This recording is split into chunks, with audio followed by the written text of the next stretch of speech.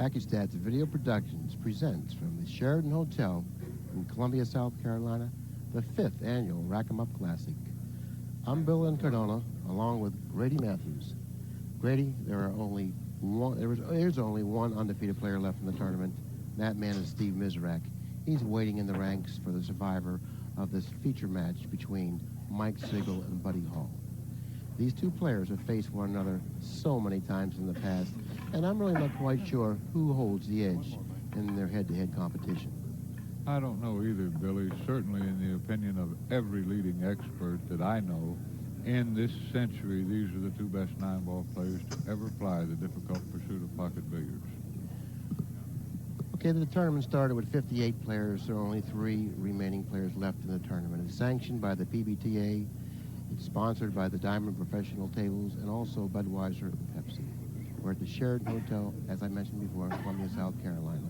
And the fans and the spectators in this area are really knowledgeable. As I mentioned, this is the 5th time we've had this tournament here. And the more times you have a tournament in an area, naturally, the more you educate the public. And the people here are very, very knowledgeable. Starting off game number 1, Mike Sigel broke the ball, scratching directly into the side pocket. And that's something he can really ill afford to do with the new Texas Express rules. Right. A scratch on the break is like any other scratch. Nothing spots up. It's ball in hand anywhere on the table for the great Buddy Hall. Okay, Buddy Hall, not too long ago, I would say about 2.5 hours ago, played Steve Mizrak. And in that match, Steve Mizrak defeated Buddy Hall 13 games to 9. Buddy really didn't have much to say about the match as far as winning it, because Steve Mizrak took control of the match with his break. And the break is such an important shot in the game of 9-ball. If you play the caliber of 9-ball that Buddy Hall, Steve Mizrak, and Mike Sigel play, the break really plays an important role in that. I would pass beneath the 5 here. That way he's assured of having the proper angle on the 3-ball to get down table, to get position on the 4-ball, which is on the far end rail. And the 5-ball pretty close to the 3-ball. He needs to get a little angle on the 4. He didn't want to be quite straight in, and he can come out 1 or 2 rails for a nice position on the 5. And the 6 and 9 on the bottom rail. And Steve Mizrak, Billy, perhaps the hottest player on the tour. Well, every tournament it switches who's the hottest player on the tour. Going into this tournament, there were 2 players that were really close, Kim Davenport and Jim Rimpey. Those 2 players were regarded as the hottest players on the tour. Jimmy Rimpey winning the Reno event in December, Kim Davenport finishing 2nd in that event.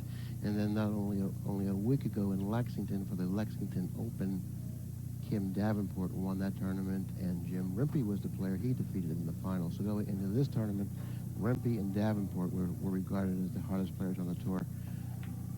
Steve Mizrak, I would say that in the last year, Steve Mizrak has proven to his peers and also to himself that he still can compete with the world's best players and win. Well, I get asked when I do exhibitions many times, who's the greatest straight pool player that ever lived? And I always preface my answer by telling them that it's only an opinion, because opinions are going to vary from person to person. And certainly there's some geographical favoritism from time to time. But I always tell them Steve Mizrak, and they say, why? And I say, because in the old days, they would play a 4 or a 6-man round robin with 5-inch pockets and mud balls. And Steve Mizrak won the World Straight Pool Championship 6 times with better averages, and also against fields with 60 or 70 guys capable of running 100 balls. He's certainly a great player. Well, I don't think anyone can argue that point, Grady. Steve Mizrak is regarded by most as possibly the best straight pool player that has ever played the game. And you really can't discount players like Willie Mosconi and Jimmy Karras and Ralph Wheatley, but Steve Mizrak certainly is amongst the names that I mentioned. All right, he's not exactly where he wanted to be, but I think he'll elect to use the right-hand English. It's a little more natural to pocket this ball. It looks like he's going to swing this around 2 rails. No, he's going to come one cushion down on this one. I don't think any English is you don't have to use any English. It's a center ball, a high center ball.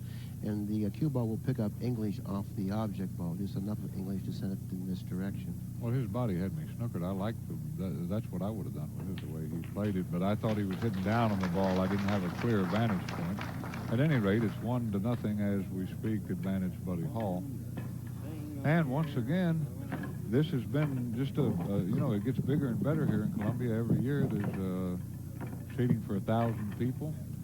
They're the first-rate diamond tables. I like the new length race to 13, as do most of the professionals I've queried about that particular issue. If you had to pick one of these great players to perhaps have an edge in the break department, Billy, who would you select? I don't know. I think it's just too close to call. I believe when Buddy puts an effort into the break, he breaks them extremely well. And Mike Sigel is regarded by most as being one of the better breakers in the world. But I would say that that department would be pretty even. I think Buddy would like to miss the 3-ball here. Now, to do that, he's going to have to shoot easily, or he could use high right-hand English and come off the 3-2 rails and try to get down here on the 2-ball, which is just left of the spot as we gaze at the monitor. I don't think Buddy can miss the 3-ball here. I have a better angle on the shot than you do, and it looks like he almost has to go into the 3. I would say invariably he will go into the 3, and he should apply a little bit of right-hand English on the cue ball, possibly playing position for the 2-9 combination maybe next. Well, I don't know, he hit the thin ball he hit the 3-ball rather thinly and didn't get the type of reaction that he anticipated. Now, he's got big problems here. I don't think he can pocket the 3 and hit the left side of the 9, or pocket the 2 and hit the left side of the 9-ball. Now, if he could, that would be the right way to play this shot. He can't go around the 9-ball. The only other option to go into the 9-ball, and of course, if the 2 passes, okay, he's going to cut it to his left. No English, and he'll play this 3 rails. 1, 2, 3, and very nicely done. Now here, there's hardly an angle bad enough to not be able to get on the 5-ball. If he gets straightish on the 4-ball, he can just roll forward and have the nice angle to get from the 5 to the 6. The 5 on the bottom rail, of course. If he gets an angle, he can just swing over to the other side of the 5-ball. I like the way he played it. Now all he's got to do is roll forward a few inches. He'll have a perfect angle to go from the 5 to the 6. There's a nice shot capturing that smooth stroke. And we've talked many, many times in the past about the importance of the early games. Oftentimes the first or second game will set the tone for the whole match. I know Mike Sigel unhappy about scratching after winning the leg. And if you would sit down and count the number of times the player that got off to a quick start went on to win the match, you would be surprisingly overwhelming in favor of the player that got off to the quick start. Oh, sure. Even though oftentimes the player who falls behind early will get a momentum shift and get back in the match, then it's the beginning player's turn to have the momentum in his favor. And what makes this fascinating game so interesting is that the players the caliber of Buddy Hall and Mike Sigel, if they happen to fall behind, they certainly have the skills to make that comeback. So you see comebacks more often when you get to the caliber of players of Buddy Hall and Mike Sigel, because they can string a number of racks on. It's easier for a player like Buddy Hall or Mike Sigel to string 3 or 4 or 5 racks than it is for a subpar player to do that. Sure. Our game number 2 goes to Buddy Hall, who now leads in the match at 2-0. So therefore, the scratch on break number 1 for Mike Sigel has proven to be quite costly. It's already costed him at least 2 games, and Buddy set the table breaking the balls in game number 3. Across the way there with the glasses on, the white shirt, the dark jacket, that's Woody. What's Woody's last name? Anyway, he's Buddy's longtime friend. I forget Woody's last name. He's smiling at us there. All right, Buddy Hall breaking from the side. Now, if you'll recall, he was trying to break him from the center, pretty much the center of the table, without great results. Okay, now he's pocketed the ball on the break. The one ball went down the other end of the table and then finally came to rest close to that side cushion, making this shot a fairly easy shot, especially when you consider the location of the two ball. The two ball is on the other side of the table by the cue ball. It's up and to the left of the cue ball. That's the position the two ball's in. All he needs to do now is pocket the one. He should be able to avoid the contact with the three, coming two cushions for the two. Now, he hit rail first. There's two ways to hit any rail shot that's frozen. There's ball first and rail first. And believe me, I know what I'm talking about in this regard. And something like 95% of frozen ball shots, ball first is the way to go. Okay, I'm not going to dispute that because I happen to shoot that particular type of shot very poorly. Mike Siegel's at the table. I believe he's going to have to cut the ball, hitting the right-hand side of the one, using the long cushion, and then coming in between the 3 and 6. Well, sure, he has to get high enough. He might want to even come completely around the 5, 6, 8. That way, he was looking at that. That might be the best way to play this shot. And then come cross table for a position on the 3? Yeah. I think he's going between the 3 and 6.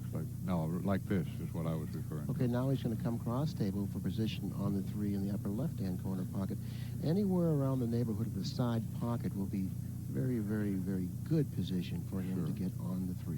Well, I like what he did there. No chance of getting snookered, running into balls, or getting straight in on the 2 ball. That would have made this out pretty tough if he got straight in on the 2. Not only that, it makes position on the 3 much easier. And I think he struck this ball maybe a little bit too hard. Does he have a shot? I don't think he has a shot. You know, he didn't draw the ball, and by not drawing the ball, he put himself in a very, very vulnerable position. By not drawing the ball, he put himself in a vulnerable position. Look at the lie of the ball. Line on the 3. Let's talk about what Mr. Cardone refers to here. Had Mike drawn the ball, he would have been a good 8 or 9 inches farther up the table. So if you move the cue ball on the line straight ahead towards the opposite end of the table, you see that Mike would not be snookered. You know, I'm sure he recognized that, and for some reason he didn't want to draw the ball in fear possibly of scratching in the side. He gave up the accuracy of the cue ball to ensure him that he wouldn't scratch. There's a nice shot of the diamond logo as we watch Mike Siegel's time-honored posture at the table. He had room to see it.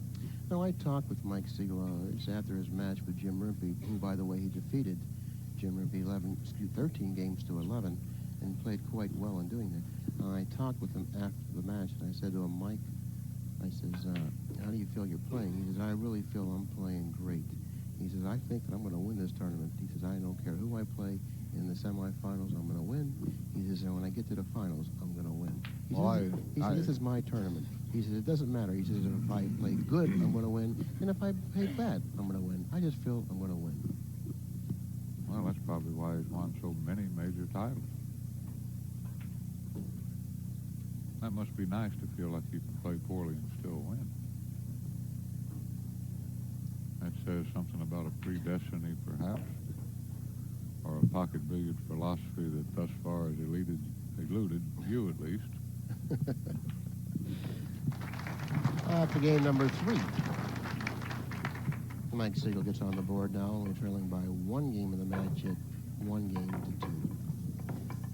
This is such a beautiful sport. I had a talk with Pat Fleming, our producer, a little while ago, and I mentioned to him that I had really been playing well, that I have been winning over the last 4 or 5 tournaments, about 65% of my matches against guys like Siegel and Hall and Varner, and I can't make a living.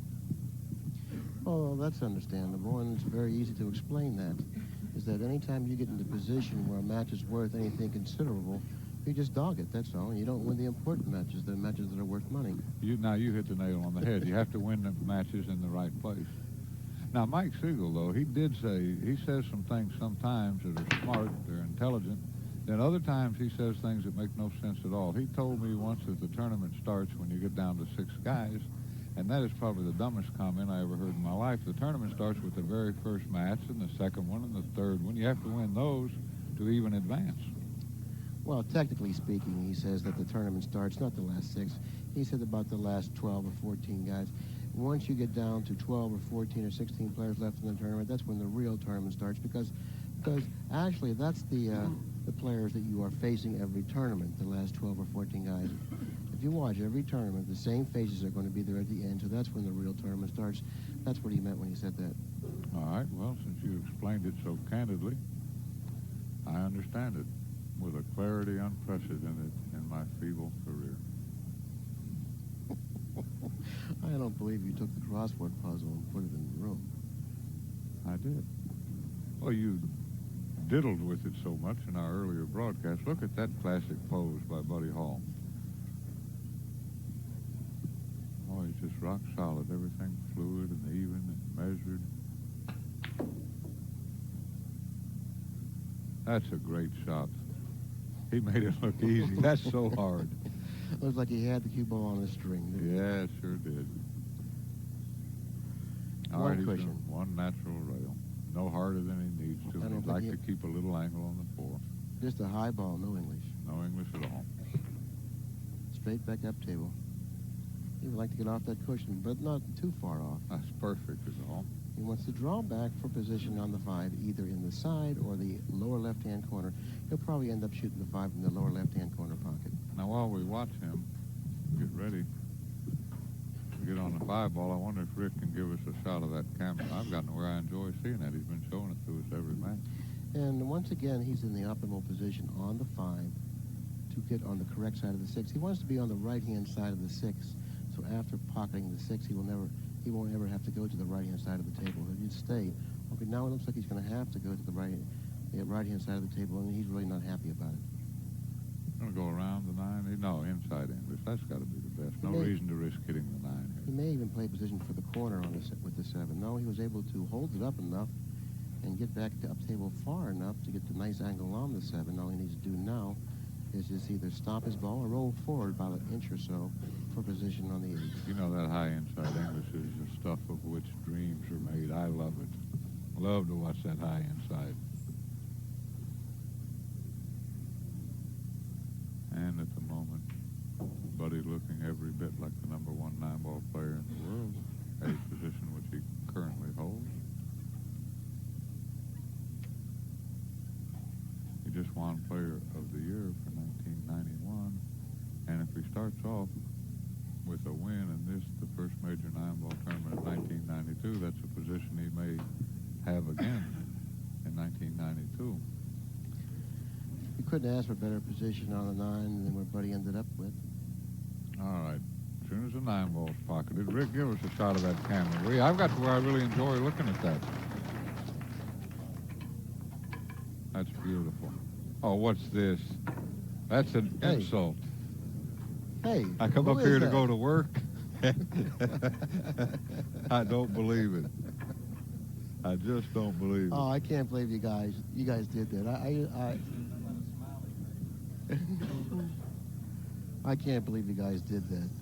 Well, that character was done by Uncle Ron here in Columbia, South Carolina, and they hung it up there after we kept going up to the camera, which was a boring shot, keep going up to just a camera that was just nothing but a camera. I asked them to put a smiley face up there, and indeed they did. All right, here's the Buddy Hall break again. 3-1 Hall. Well, he stopped the cue ball in the middle of the table and did not pocket a ball on the break. Okay, very quickly I'll identify the balls. The 2 ball is located on the bottom cushion in between the 9 to the left and the 6 to the right. So therefore, from the 1 to the 2 is going to be a problem. I like him playing rail first here. I think he's got to, because the 1 ball could nudge over on the end rail. And even playing rail first, he's not assured that he's going to control the 1 ball and the cue ball.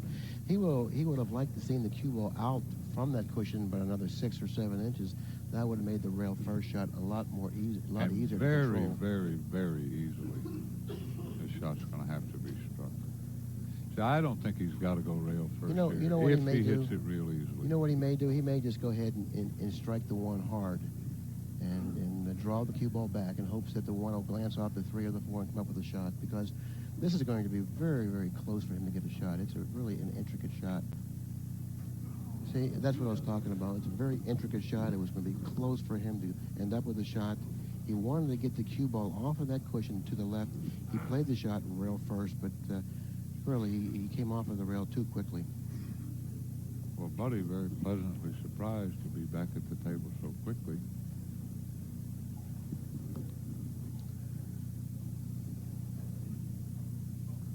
All right, now he's got a problem with the 2-ball, Billy. I don't believe it passes the 6. The 2, 6, 9 are on the bottom end rail. It doesn't pass the 6, and also he's going to have a problem gaining position for the combination. Well, the combination doesn't look on to me. I think the 9 is about a half inch off the rail, and the 2-ball just a quarter of an inch or so. That makes the combination very difficult. Rick, let's get a close-up of the 9 in relation to the bottom cushion as soon as he's done shooting this shot. Now, he could play position for a billiard. It's the combination all the way. If he wouldn't have hit that point, it would have been interesting to see exactly what would have happened with that shot. Had he not hit the point, it looked like he was going to go into the corner pocket for sure. Sure, he had to go in the corner. There's the 9. It looks like that it's further off the cushion than the 2. But how much further, I don't know, and it's hard for us to tell. I don't believe that it's off the cushion too much further than the 2, making the 2-9 combination fairly makeable. He's not going to shoot the combination. It's too thin a cut. No, I understand. I was talking about what we were discussing before, playing position for it. Now, he has to be careful not to get the double kiss here because the 2-ball is close to the cushion.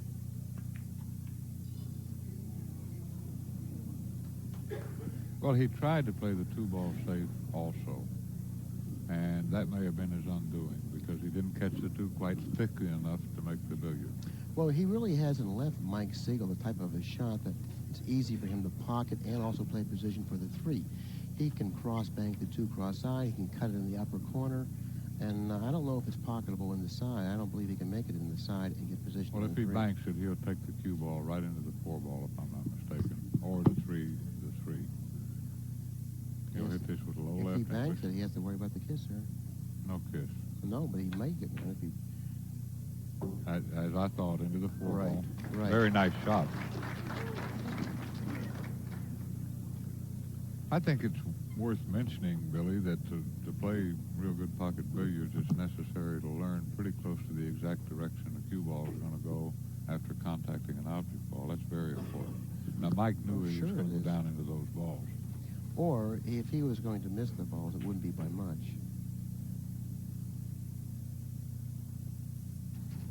All right, he's perfect. Again, the exact right place to be, below the 6. Now just out one natural, short, and easy rail. Rick, after he shoots this, let's get a close-up of the 9. See exactly how deeply into the pocket it is. Maybe... That's a good point, Billy. You know, I've seen guys that are pretty darn good 9-ball players on a shot like this knock the 9 out of the pocket while pocketing the object ball and have it come up and snooker them. So he took the high percentage route of the combination. And we've got a score of 3-2. That happens quite often. You try to pocket the object ball instead of the 9. You do pocket the object ball, but while doing that, you happen to hit the 9. The 9 comes up the table and gets in front of the cue ball, and you're snookered for the next ball. Or sometimes it'll even run into the cue ball and scratch it.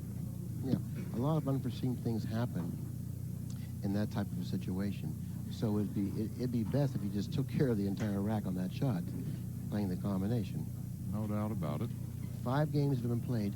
The score is Buddy Hall 3, Mike Sigel 2. Well, this is going to be interesting. Mike Sigel breaking from roughly, a foot and a half out. Now, the guys haven't been getting the best of results from this particular spot.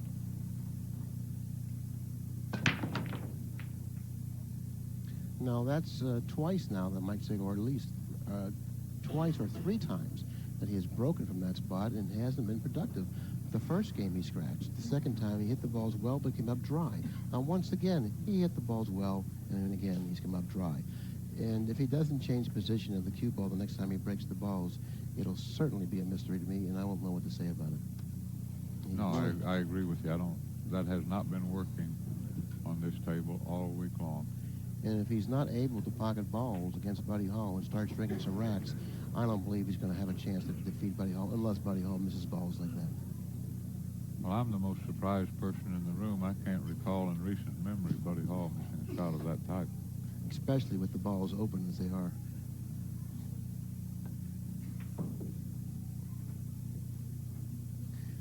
I don't see any problems in this rack. This seems to be one of the problem areas getting from the 2 to the 3 because the 4 may be an interfering ball. Well, he won't go that way. He'll go inside the 9. No, he'll probably go outside the 9, in between the 9 and the 4, coming around. That's a little touchy. Well, that's what I say. The 4 may be an interfering ball, so therefore he has to be particularly careful about the 4. Other than that, I don't see any problems in the rack, except for the position on the 4. He's going to have to apply some right-hand English and make sure he stays to the right of the 5. Right, he'll be well to the right of it. He does not want to be snookered. Very Which nicely he's done. Everything else seems to have taken their places. He likes the position of the balls. What he has to do now is make sure that he keeps his eye on the ball and don't do anything careless. He'd like to be a little bit below the 5, so he'll go 2 rails, but he's not going to be below it, is he? Well, I don't think it matters much because the position of the 6 in front of the side pocket. No, you're right. He's in great shape. Everything else is just elementary. He'll want a little angle on the 7. He would like to get straight in on the 8. Well, he'll go 2 rails here, not 1. The 2-rail shot here is practically impossible to mess up. The Right. 1 rail, however, can be mishit. Right. The 2-rail shot, you know that you get a better look at the object ball and eventually end up with better position. This is game number 6. Mike Siegel's looking to tie up this match at 3 games apiece. And it is indeed a 3-3 deadlock. You know, I'm a little upset. That's very traumatic for me. I've been playing really well lately and cashing in all the tournaments, and they put your picture on the still photograph of the camera. Well, they're going to use your picture too, but that's not for the purpose of putting on a camera and show our viewers out there. That's for the purpose of haunting houses. But what about this new pool player calendar that they came out with? I thought surely they'd want a cheesecake photograph of me, and they didn't call. I mean, I didn't get a single phone call. Well, it looks like you're just going to have to submit your picture to Playgirl. Well, I tell you, think you'll get I will action say there? I'll say only this: the magazine probably wouldn't sell well. Okay, It Mike, has moved to the side. Mike did. Yeah, exactly right. He has moved the cue ball to the side, and it's gone forward on him. It's gone forward on him, and once again, he's come up dry on the break. Had he not scratched, he still wouldn't have pocketed the ball on the break. But by scratching, Buddy Hall now has cue ball in hand, and this rack certainly simplifies his rack, doesn't it? Yes. Now he's all right here. The 2's on the bottom end rail, 3 or 4 inches out by the right hand lower corner pocket. He'll want to get an angle on this 2 ball, and he'll stay inside the 7, which is to the right centerish part of the table at the other end. And in that fashion, he'll be able to pocket the 3 and come 2 rails down for position on the 4 ball, which is also, it's a good 8 or 9 inches off the rail, the bottom end rail. He'll just come straight up the table and draw a line from the 2 ball to the 3 ball. Now that's the line where he'll want his cue ball to stay on. That way, after pocketing the 2, he'll play 2 cushion position for the 4, which is located underneath the foot spot. Well, he's wavering off of that line to the left, so therefore now he's going to have to do a little extra with the cue ball. If he would have stayed on that line, just a high left ball would put him in perfect position for the 4. Right. Now he's going to have to Just above poke center it a little left bit, English. right.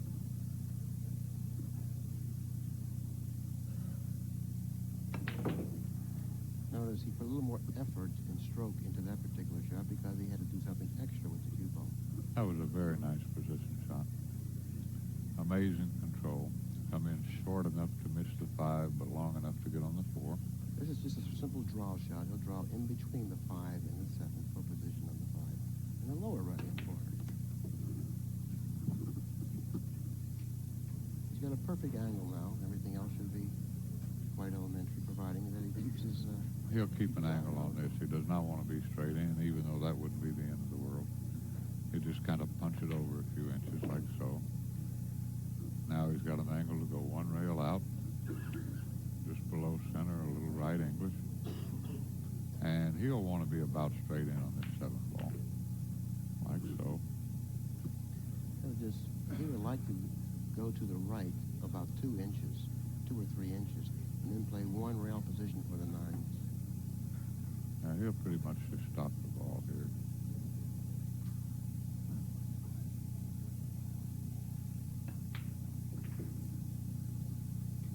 Okay, he's in great shape, one rail down. And note that he won't risk going anywhere near the lower right-hand corner. No, it's a center ball. The cue ball will pick up English off the object ball, and it'll give it enough of a spin to get right in line for the 9. No English at all. You know, Billy, that's an interesting point you brought up. 4-3, Buddy Hall. Anytime a ball is cut, unless it's real thinly cut, the striking the object ball puts English on the cue ball. A lot of real good players are not acquainted with that fact. Well, that's why I said that he doesn't need any English. The English that the cue ball will pick up when contact with the 8 ball would be enough English to send him down table at a slight angle for position on the 9. So therefore, you really have to be versed on shooting that shot to understand it and to recognize it. There's a little trick. A lot of players that do not recognize it apply outside English and find themselves scratching in the corner pocket. Now look at Buddy. He's back towards the middle of the table. This is the position, or near the position, that Sigel had very little success in.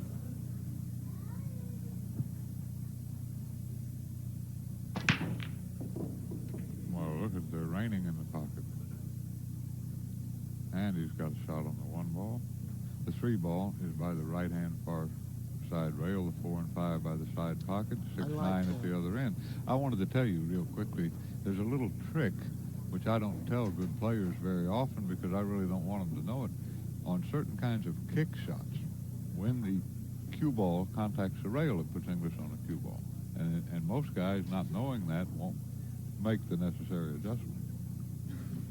He'll just come one cushion in between the 9-6 for position on the 3. Right. This is a little right English, just above center ball. Beautifully done. All right, the 8 ball could interfere slightly with his bridge. And it'll also interfere with the sighting of the 3 ball. Even though the cue ball didn't get directly on top of the 8, the 8 ball will diminish the accuracy of his shot because of its presence, and it's also hiding a part of the cue ball. He just wants to draw this back a foot or so. Main thing, make the 3 ball here. He can tolerate a little bit of an angle if necessary. He made sure of making the 3. Now he won't follow this. Funny things could happen if he follows it. I suspect that he'll draw this ball. Well, he is going to follow it. Well, he won't risk going anywhere near the 8. Well, he's going to have to go somewhere near the 8 if he plays position for the side pocket. I don't think you do that. It's possible to graze it and get snookered. Right. So therefore, he sacrificed that. What he did was he said to himself, oh, I'm going to take a chance and come around the 8 because if I get position for the side pocket, the rest of the rack should be quite simple. He gambled a little bit there. Sometimes you have to gamble because we're not playing with the pencil. We're still playing with the cue stick, and there's no guarantee that we're going to get the position we need.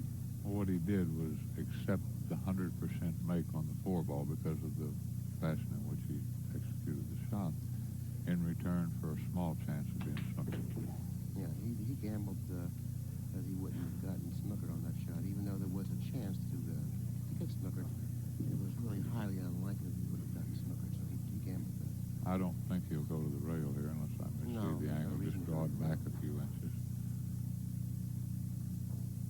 Okay, that's just as good. I guess that's just a matter of personal preference. Right. With the shot.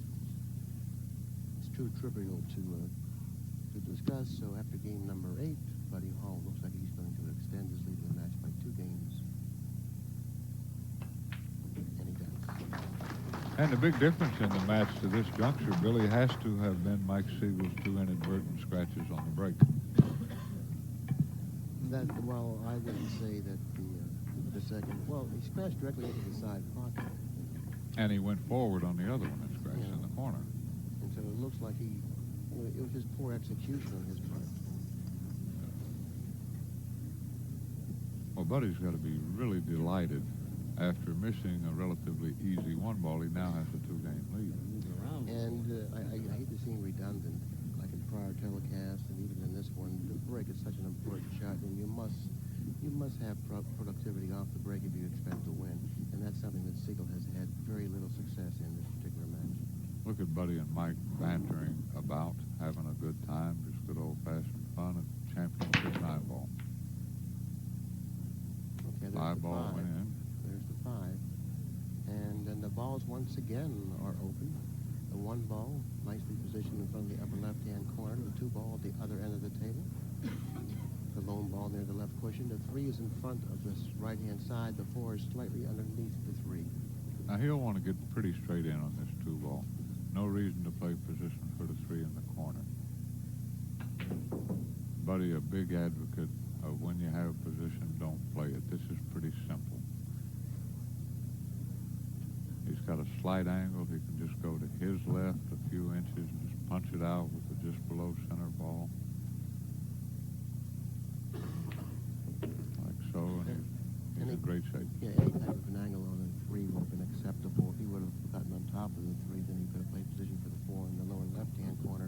This way, he'll just draw the cue ball slightly, playing position for the 4 in the lower right-hand corner pocket. I mean, he may even follow this if he has the angle.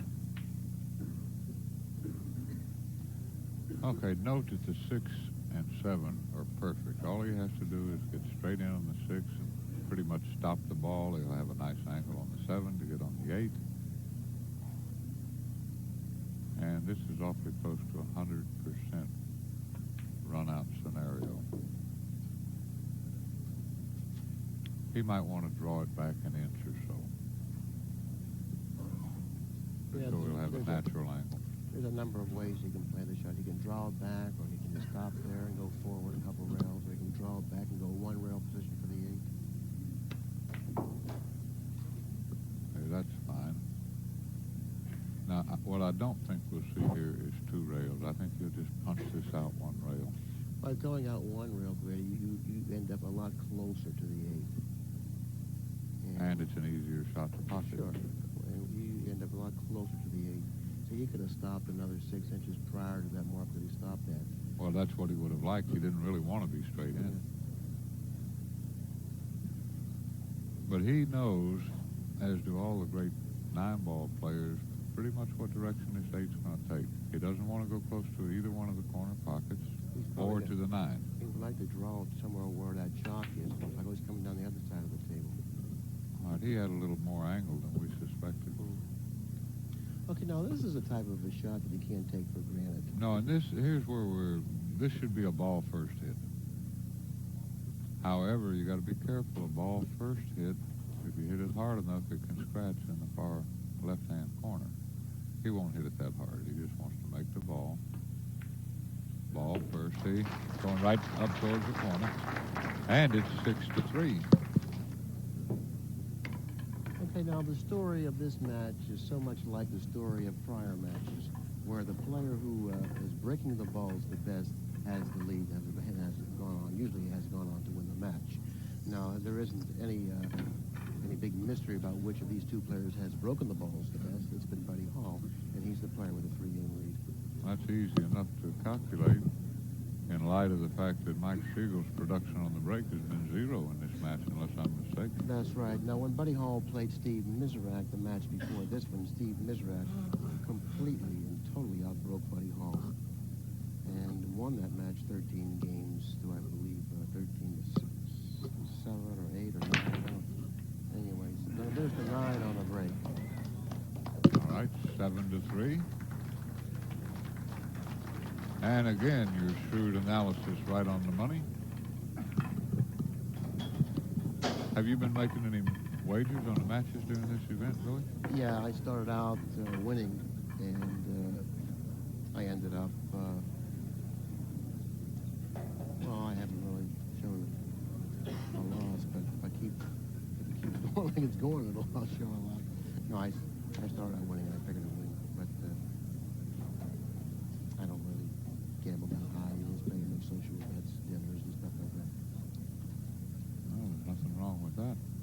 dinner tastes ever so much better when paid for by another. No reason to change the break position. Look at this. He can see the 2-ball. Well, he's really putting a lot into the break and certainly has been getting rewarded for it. Now here's another example of the ball first hit. I would play this ball first and play the cue ball to pass directly underneath the 8. I wouldn't play above the 8 here. That's risky. Just no English at all. And hard enough to go over below the 8, back over a little bit. It looks like that he may even go into the 8. It's going to be hard to control this. He has to really put a lot of concentration in pocketing the ball. See, below the 8 and over. That's the shot I like. That seemed to me to be the highest percentage method. Right. There's no to go on the other side of the 8, he would have to stroke the ball, put a little extra something on the cue ball, and he would have probably diminished the accuracy of the shot if he would have done that. Substantially. That's a very difficult shot if you try to do anything to it. And notice, aspiring players, no English on that shot. Rail shots aren't any harder to make with no English. Why somebody would take a shot that's already hard enough and load the shot up with English, which increases the aim difficulty and makes the object ball react unnaturally, escapes me. Now, he's going to have to go to the left side of the 4, unless I missee the particular lie. Yeah, he's going to have to force it over to the left, and he has to be particularly careful not to brush the 5, unless he has the angle that he can follow comfortably to the left side of the 4. Don't want to go over there by that 9 either. He could accidentally get around the lip of the 9. That's the absolutely correct shot. And as his buddy Hall's want, he makes it look relatively simple. All right, he's using low left angle. It's hard to fault this way of shooting it. That's a nice natural way. No, he's fallen short of the mark. He played position for the side pocket and ended up, I would say, a good foot and a half short of the mark. Well, he's all right here. He's going to have to come with a little bit of a shot. This is certainly a missable shot. Now, here's an interesting lie, Billy. Some players prefer to shoot this in a side pocket. The opening being somewhat wider. Now, he's not going to do that. He's confident enough in his aiming capabilities. After all, he is the rifleman. And at the moment, we're seeing how championship 9-ball is perpetrated by one of the great players in the history of our time-honored and rather difficult sport. Now, he'll not want to make the rookie mistake of falling short. He's got the whole 2/3 of the table up there by where he's standing to have position on the 8. He can get straight in and be fine. He's going to end up on the cushion here, because that's the way the table rolls, or close to it. Not that this is that difficult of a shot, but it's the type of a shot you really can't take for granted. No, he'll stay down on it. Nice follow through. Just make the ball just a touch of draw. Just like that. And we're going to have an 8-3 ball game as soon as this 9-ball is pocketed.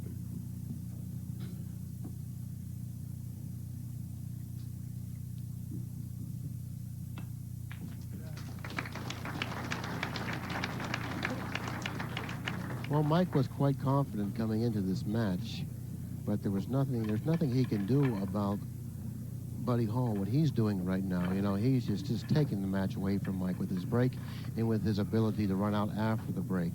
So therefore, there's nothing much Mike could have done other than control the cue ball a little better off of the break. Those 2 mistakes proved to be quite costly for Mike up to this point of the match.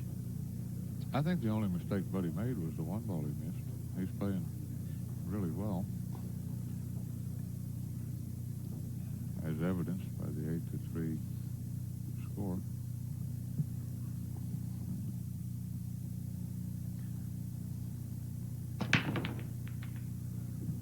Okay, there's the 7 ball.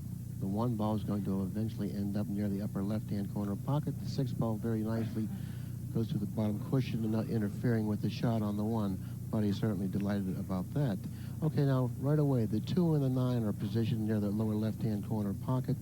That combination is very makeable. The problem that Buddy's looking at right now is playing position for that combination. You have to take into consideration that the cue ball will go into the 6. It is frozen, and the 8 ball is to the left He has to of the shoot 1 this ball. easily with right-hand English. He can't use left English here. Like so. That's the best he could do there. Left English, he hazarded going behind the 8 ball. If he shot it too hard, he goes fuller into the 6 ball and doesn't get down the table. He could even have scratched. And also the possibility of getting a double kissed off the 6 ball was also there. So therefore, I believe he's really happy with the result of that shot. He was able to clear the 8, get up table fairly close to the 2-9, not as close as he wants to be, but he's in a reasonable position to pocket the 2-9 combination. It's about an even money shot. And if he misses this, he'd like to miss it on the fixed side. He's going to play the cue ball 2 or 3 rails, right around the 3 ball and up to the other end of the table, thus affording him an excellent possibility of getting safe.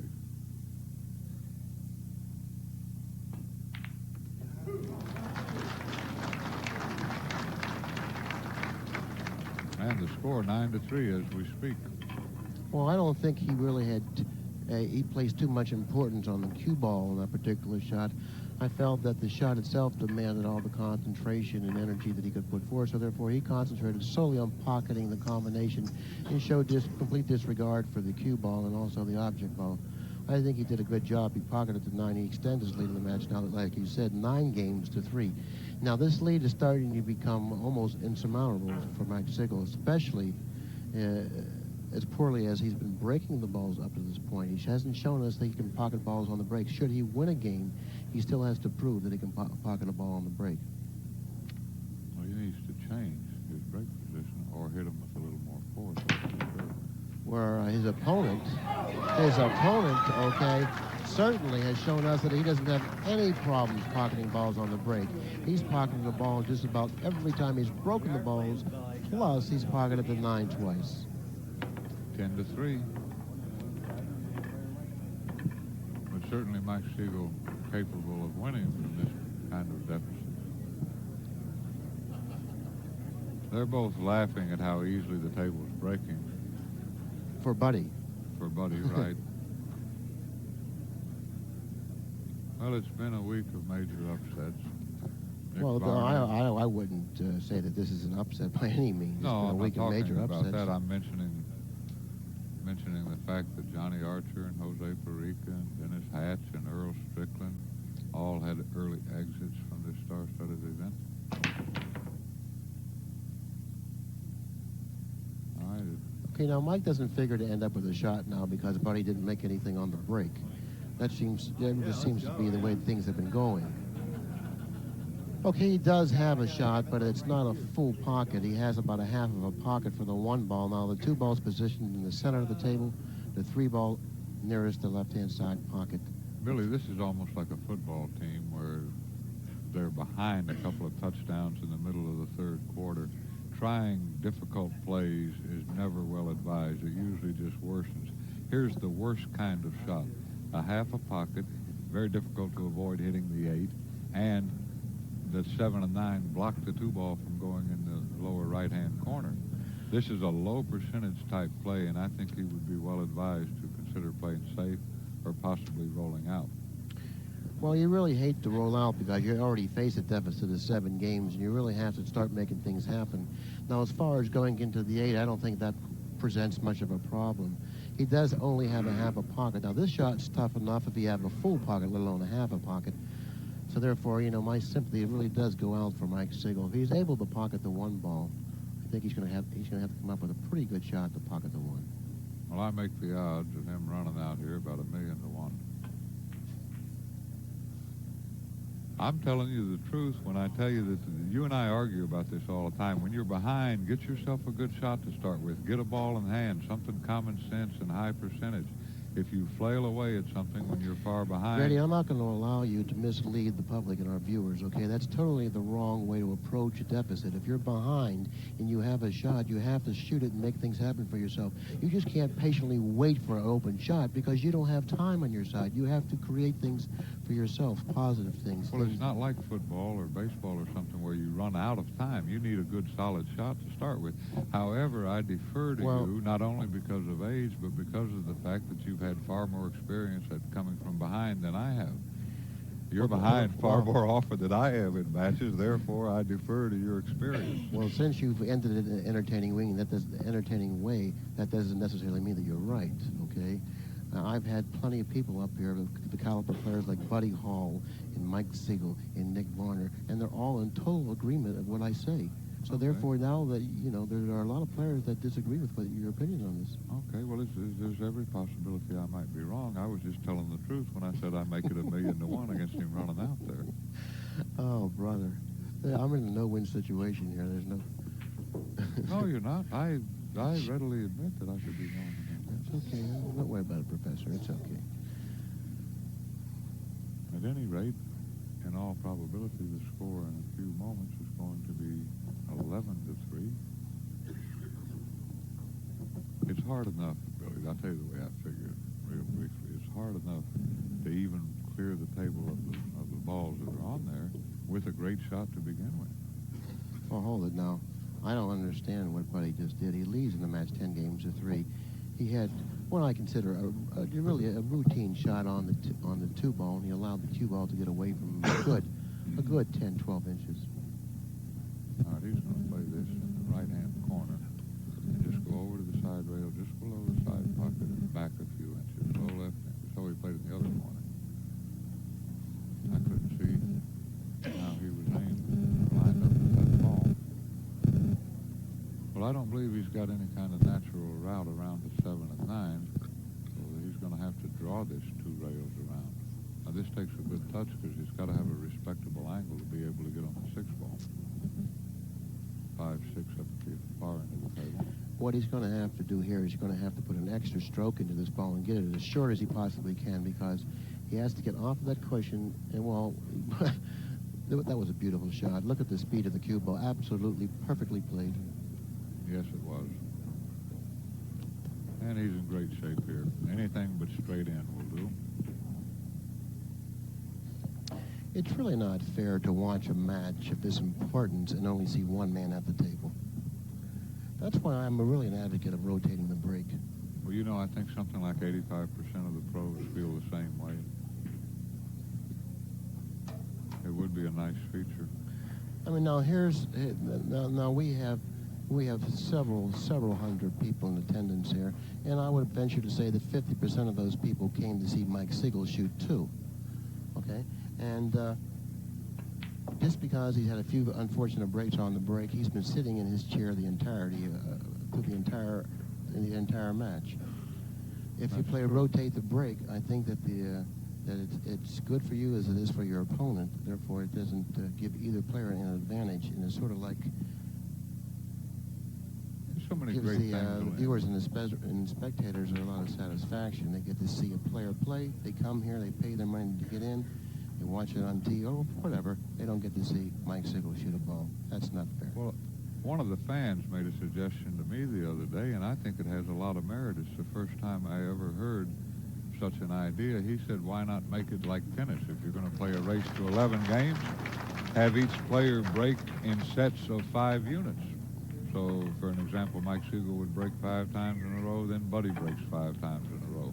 There's a lot of different ways you could do it, but I happen to agree with you about the, you know, it's overstated the worth of the break. Now, we're going to be breaking out of the D the next tournament. Now, it's beyond me. It really is. It's beyond me. And the reason that we've chosen to break out of the D is to stop the corner ball problem. In other words, by breaking out of the D, they feel that the corner ball will go in less times. I don't totally agree with that. I feel that they should have played alternate breaks before they played shooting out of the D. Well, that's not the only thing. Almost all the pros would prefer tough tables. Look at what they do in golf. They make those U.S. Open courses so tough, the guys struggle to shoot even par sometimes. Okay, now once again, this is one of the rare times Buddy Hall has come up dry on the break, and then once again, Mike Sigel came to the table, comes to the table without a shot. Why don't you suggest to me again that it would be a good idea for him to get back in the game? Why doesn't he slice at this? Well, let's not take it to the extreme, okay? I mean, you're not going to prove a point by doing that. I'm not trying to prove a point. Well, what are you trying to do then? Sarcasm drips off of you like water off a duck anyway, so. Now, let's look at this. Had he done this a game ago, the score could actually be something like 9-5 as we talk, rather than 11-3. A game ago, he had a shot. Okay, a game ago he had a shot, and not a good safety either, and not a good push. By pushing, he would have been at a distinct disadvantage. You know, I'd like to see you hired by one of these think tanks that these big corporations hire to come up with good ideas and everything. You would completely disintegrate the practice. Well, you have completely ruined your chances of being hired also by what you've been saying on the telecast here, so therefore I wouldn't talk too much about that. Okay.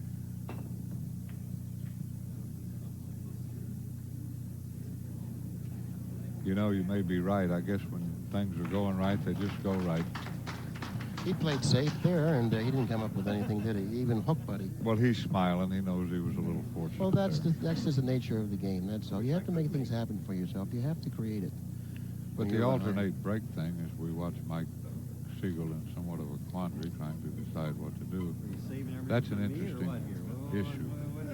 It really is. I'd like to see Nicklaus win a golf tournament with his opponent making good shots and being allowed to continue to shoot and amass an almost unsurpassable score without him even getting to shoot. That's along the same lines of what you're talking about. What I'm forced to do now, I'm absolutely forced to do this. I'm forced to take a ballot amongst the top players about the very issue that we're discussing. And with the results of that ballot, okay, will you surrender if you're wrong? Well, I'll surrender now. Yeah. I'll surrender now. I mean, the likelihood of you ever admitting the possibility, however remote, that you might be slightly mistaken, I mean, that's not just not going to happen. That's good execution there. That's all that was plain good execution.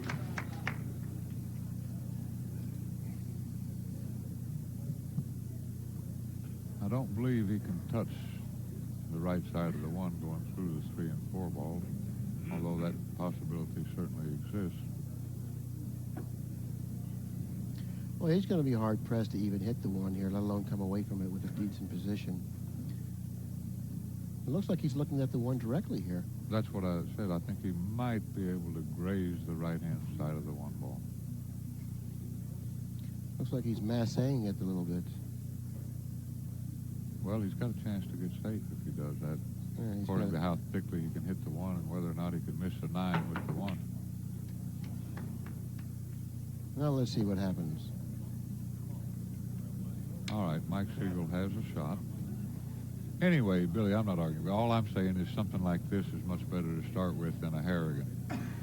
And well, who in the heck is ever going to argue that point? Well, when you're behind, it seems common sense to me to try to have something workable to begin with.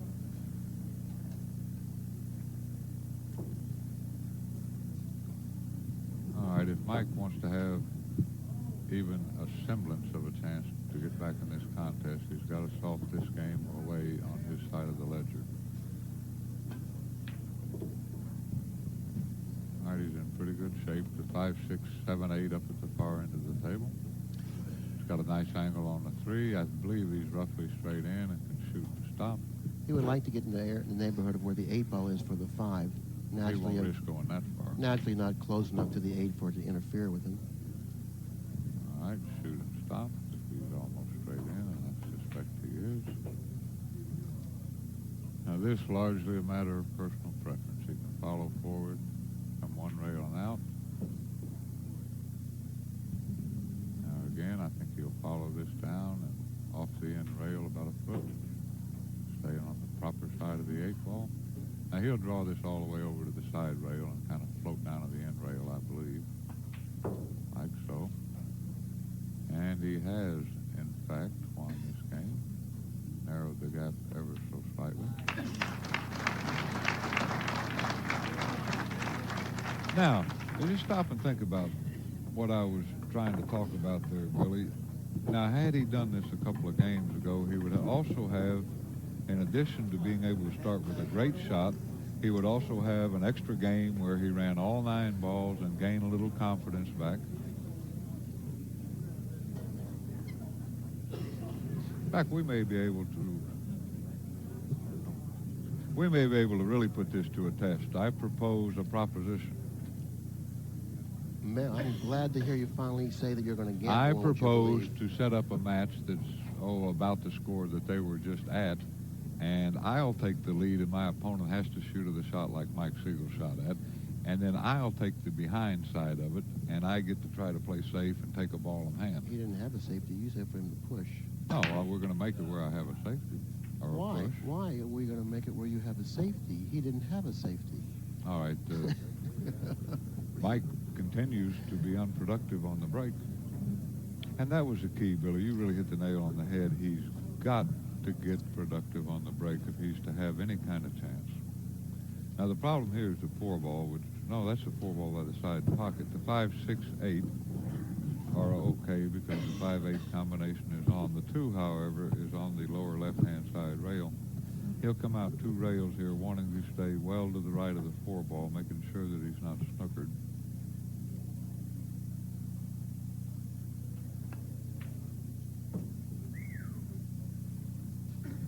All right, he's in great shape here.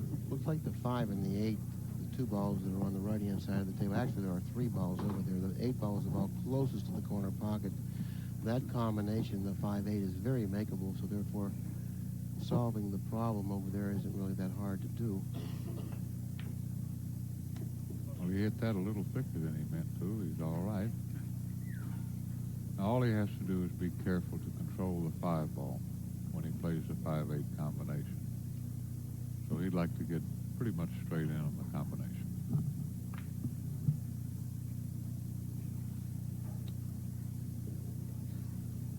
He didn't get exactly where he wanted to here. I think he'll draw this out, a couple of feet, and it'll be a little beyond the center of the table, like so. Well, that's a great position.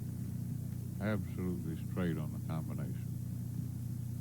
Now, he'll make sure that the 5 ball doesn't float underneath the 6. Got a little pocket to play with. He can cheat the pocket on this combination if necessary. Very nicely done. Such a nice soft touch that he has also. Notice how softly he hit the ball. The stroke is indeed soft and beautiful to behold, made slightly easier by the cushion of a 9-game lead. Oh, he fell short. Well, he was stretching over the table in an awkward foul there. You know what I think we'll see him do, Billy? I think we'll see him go 2 cushions and stay below the side. Do you see a better position play? Oh, there's nothing wrong with that shot. I like that shot a lot, matter of fact. The 7 ball was far enough off that bottom cushion and close enough to the upper left-hand corner pocket for him to go 2 cushions short of the side and end up with a reasonably easy shot on the 7. There's no reason to go on the other side of the side pocket. Right. And note, aspiring 9-ball players, that's what he's going to do. No reason to load this up with English and have to elevate the cue and risk missing the shot. Well, just like that, Mike Sigel has a chance to possibly claw his way back into this contest. The audible gasp from the crowd, evidence of the last shot. A little touchy here. You'll want to go between the 9 and the side pocket. Interesting here. Well, he hit it perfectly. I thought that he may run her a little closer to the 9 than he did. I like 1 cushion here. I don't like 2 cushions. Well, he's going to study it. Brand new cloth, Simonis 860, I might add, from Dufferin. He's going 2 cushions, and I guess it's a matter of choice, but for some reason I like the 1 cushion route. Well, you can get in trouble going to 2 rails. All right. I didn't like that. If he doesn't have room to dig down into this a little bit, he'll have to kind of turn the cue ball loose, but he apparently does have room. Stroke the ball in that fashion. Nice shot. And the score is 11 games to 6, if I'm not mistaken. After game 16, Buddy Hall still leads in the match, but not by so many games. He leads by 6 games, with the score being 11 games to 5. Well, let's see what Mike does concerning the break. He's got to make a drastic change, it would seem to me.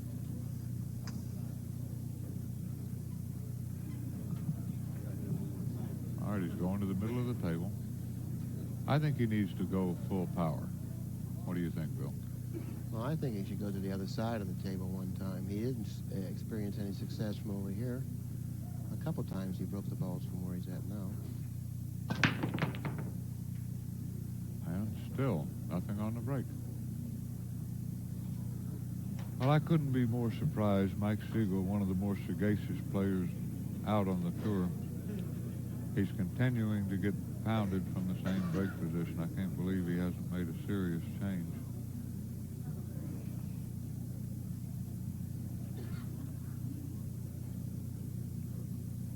Looks like he's going forward here, playing position for the combination.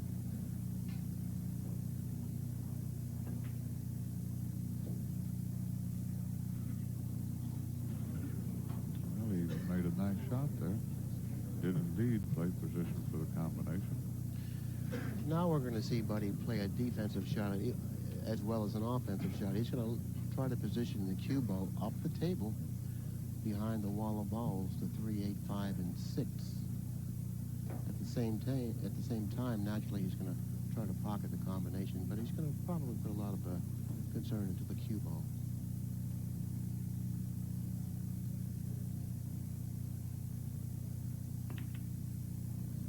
So he played a lot of cue ball there, and that's one of the reasons why he missed that shot. So Well, I think Mike's got a shot to hit the 2 ball. I don't think he can hit the 2 ball. There seems to be 3 or 4 balls in front of the cue ball. He doesn't have much of a shot to hit. Perhaps not. He certainly isn't looking at it. If you look on the monitor, it sure looks he's looking at the kick shot. Now, this is a tough shot. The scratch, very possible. Could scratch off the 9. A lot of good things can happen here for Mike on this shot. I can envision a lot of good things happening for Mike. Well, he's got to hit it on the thick side, which he did. But no such luck at all, I don't think. Well, the problem here is that Buddy can't reach this. I think we'll see him shoot this left-handed. And I think he'll try to go 2 rails and play position for the 3 ball on the far left-hand corner. How's he going to go 2 rails? Well, he'll use low right-hand English. Maybe I don't think he can avoid hitting the 9 with going 2 cushions. Well, perhaps not. They may not even play the shot. Certainly got a good You know safety. what I like? I like banking the 2 ball, freezing him on the 8 with the cue ball. Try some of that. Because he don't like his position now, because he knows he has to go into the 9. If he banks the 2 ball 2 cushions toward the 6, and then puts the cue ball on the 8, Mike steps back to the table once again with no shot. He keeps him frustrated, keeps him off balance, and doesn't lose control of this particular game, and maybe of the match. Well, you've got a good point there. He wants to shoot here. He wants to get on the hill. Yeah. And Buddy likes to shoot, too. However, on the other side of the coin, when Pat Fleming used to keep ACCUSTATS, one category was how often, when faced with a reasonable safety or a medium difficulty shot, would a great 9-ball player play safe. And interestingly enough, 2 out of 3 times they elected the safety. But it looks like that the safety here is, is guaranteed. If he shoots the 2 ball and goes 2 cushions with the 2 ball around the area where the 6 is, placing the cue ball by the 8, I think that he's going to fare much better had he gone for the shot. Well, I can't fault that. That's that good old Chicago kill mentality. I'm talking about pool, of course, not gangsters or anything.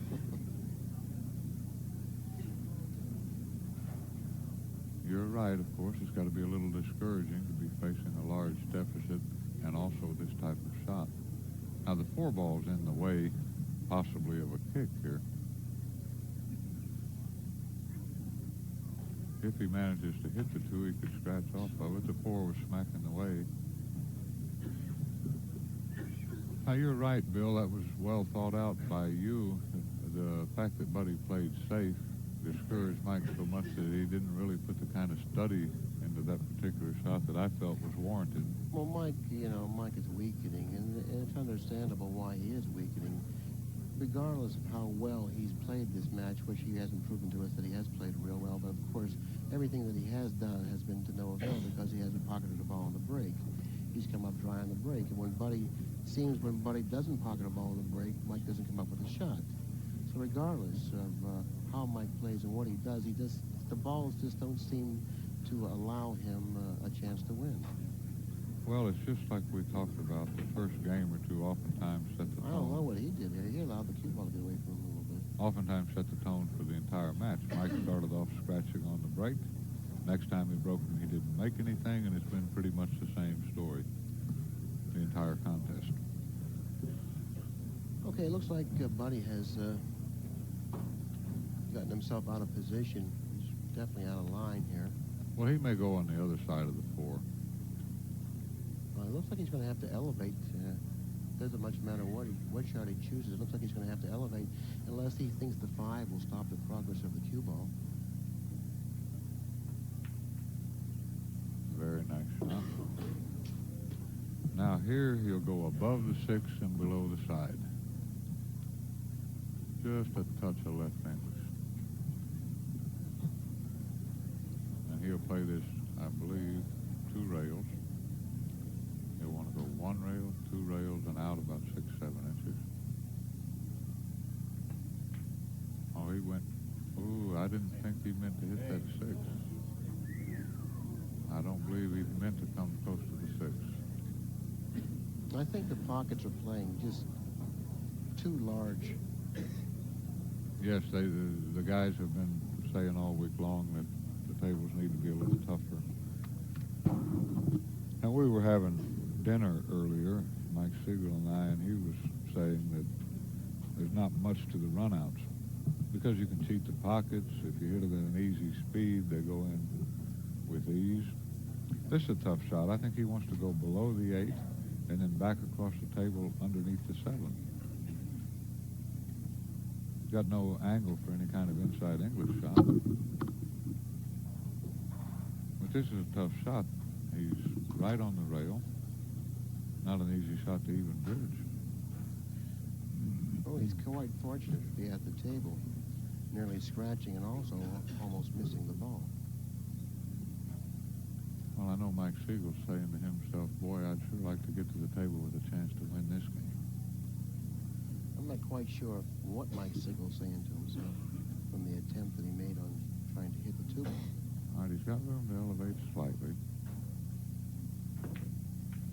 He did not want to hit the 8, I don't believe. It looks like he's going to be able to go through the 7 and the 8, and he may be able to make the 6. Just doesn't seem... But how's he going to get on the 7? Look how these balls ended up.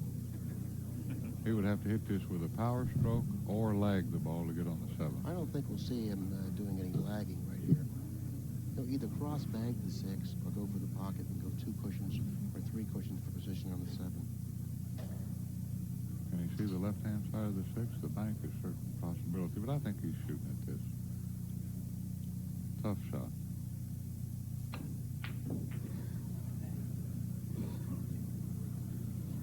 Okay, well, now he's found himself in back of the 8, and this is one of the rare times in the match that he hooked himself. Well, I'll tell you what, ladies and gentlemen, 11 to 6 is eminently reachable. 12 to 5, no. Not impossible, but certainly high odds. But 11 to 6, not within the realm of impossibility. Now, Buddy Hall, unlike a lot of the guys, Efren Reyes, Alan Hopkins, to mention a couple, he likes to hit this type of shot hard.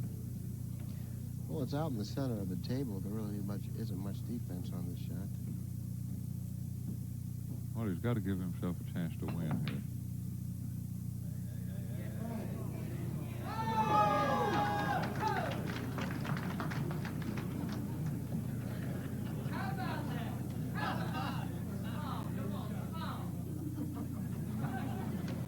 My thoughts on that particular shot are, of course, unprintable.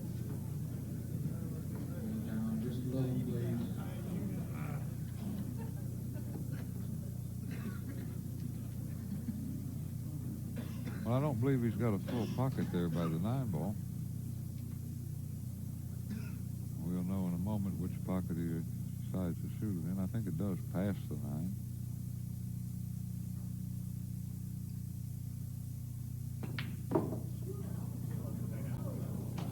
may get straight in the corner. Well, he's got a makeable shot in the upper corner pocket.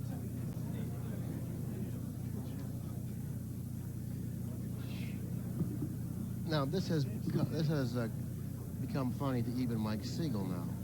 You know, what has been happening here in this match. It just seems like it's a conspiracy.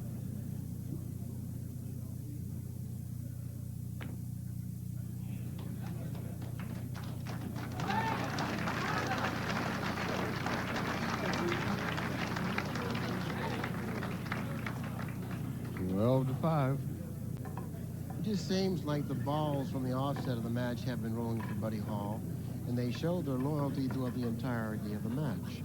They haven't betrayed him in any way, and he's certainly happy about that. Well, as a couple of the better-known old-timers used to say, the balls know who's winning, and that's certainly been evidenced in this contest.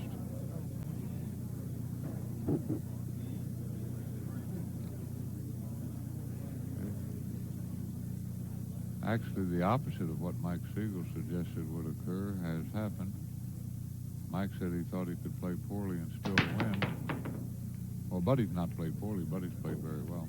But what I meant to say was everything has been in Buddy's favor. In addition to playing well, the balls have assisted him somewhat.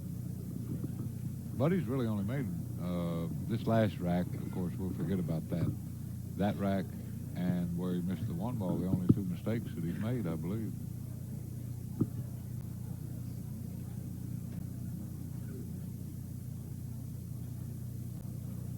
Now, if he can see the two ball, it's a relatively simple safety.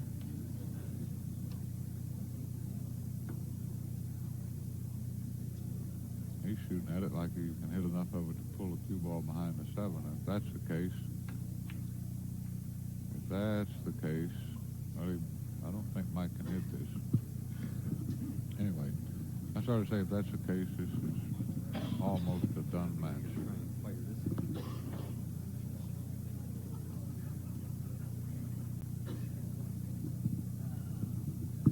Reticent, my friend. You seem to be at a loss for words temporarily. Well, I'm just upset about the fact that Mike Sigel really hasn't had very many opportunities at the table, and I believe you can attribute that to the rules that winner breaks. And now we're going to go to breaking out of the D. I remember about 6 months ago we discussed about playing. Nice shot. We discussed about playing rotate the break, and we were going to.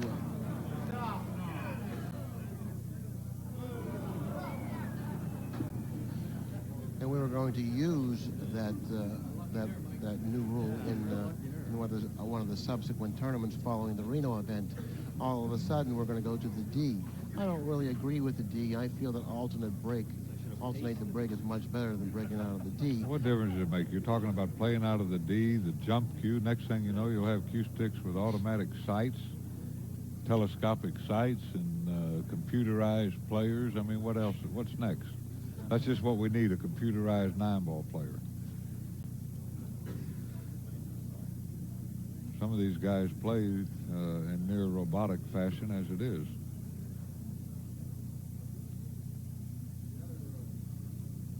Like Jim Mathews, who is occupying the seat to my immediate right, capable of playing errorless 9-ball for long periods of time. Meanwhile, Mike Sigel just made two of the most difficult shots I've ever seen from a deficit situation. Well, there's a reason, a valid reason why those shots presented no problem at all. There wasn't any pressure on him. He's not within striking distance yet. Boy, he's dangerous when he gets in striking position, just whoop, just like a cobra, and the match is over.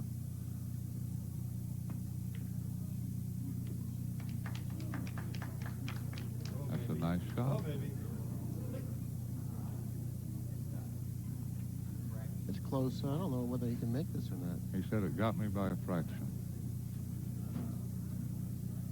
And why not? It's been that kind of evening for the captain. You know, this guy is possessed of probably the most natural talent of any pool player I ever saw.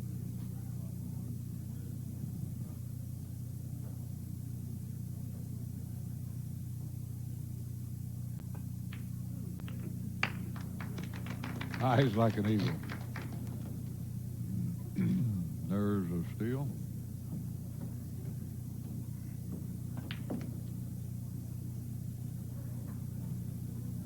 I think it's a great testimonial to our terrific sport that none of these guys ever make savers. That's taking a percentage of the other guy's tournament winnings if he does better. I think it's wonderful if that doesn't occur. All right, Mike's going to salt this game away if he pockets the 8. Got a nice angle, just glance over to the right. And we've got a 12-6 score. Well, that was some kind of run out he made, Bill. Well, if things continue to go the way they've been going, this will be Mike's last opportunity at the table.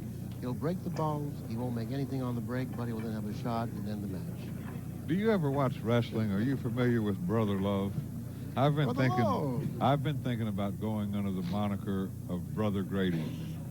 It just seems to me that I'm somewhat benevolent as I get a little bit older, and I could use a few non-taxable charitable donations. And I'll be glad to preach the litany for a few minutes at every tournament and lead all the 9-ball players in prayer. I think Brother Grady would be a nice name. I mean, it has a resonant, just kind of a catching sound to it.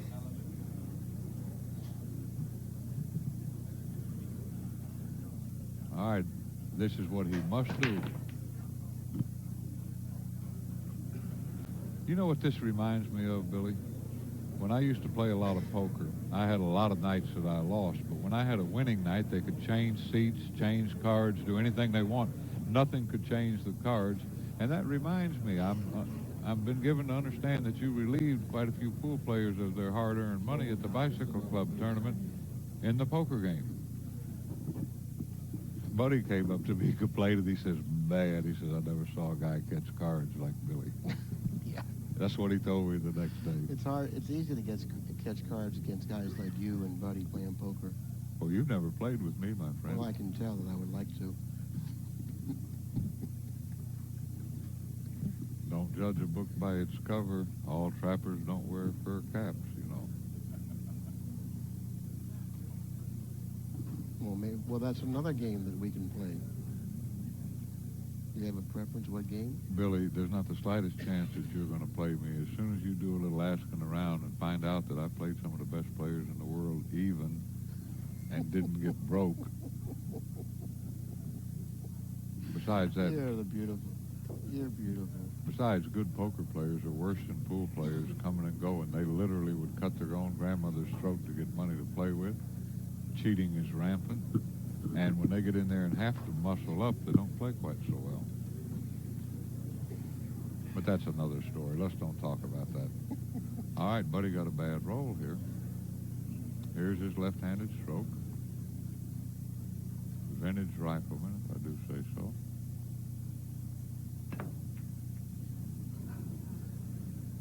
Well, he struck the 2-ball. Is this cuttable? If it is, it's not by much.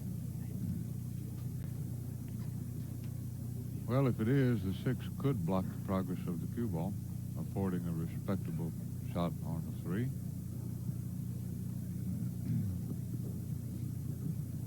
Buddy's sitting down in semi-disgust. He wants this match dispatched.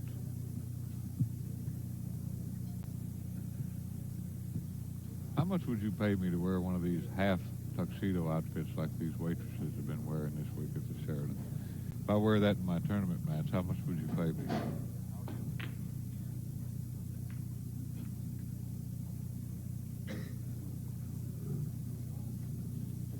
All right, he's going to follow this down for position on the 3-ball in the side pocket. I don't know if he can follow it down. The point of the side pocket may be in the way. Well, he'll have to shoot this easily, but he's only got to get down there another foot or so. I think that's what we'll see.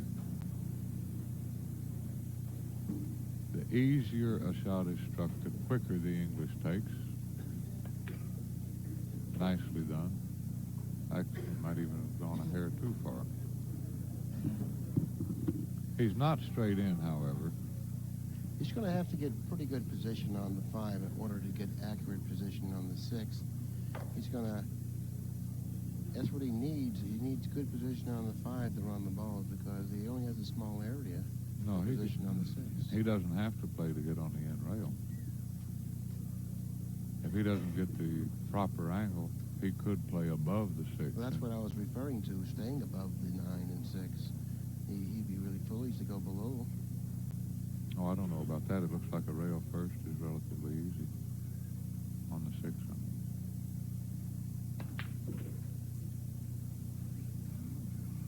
All right, I think he's out of line here. He's going to have to go 2 cushions. Well, I don't call that out of line. The only thing better than this is straight in. Well, that's what I meant. He needed straight in. He needed to go straight in. Now, he's looking at the rail first. If the 6 is a ½ inch or quarter of an inch off the rail, I think the rail first would probably be the right selection.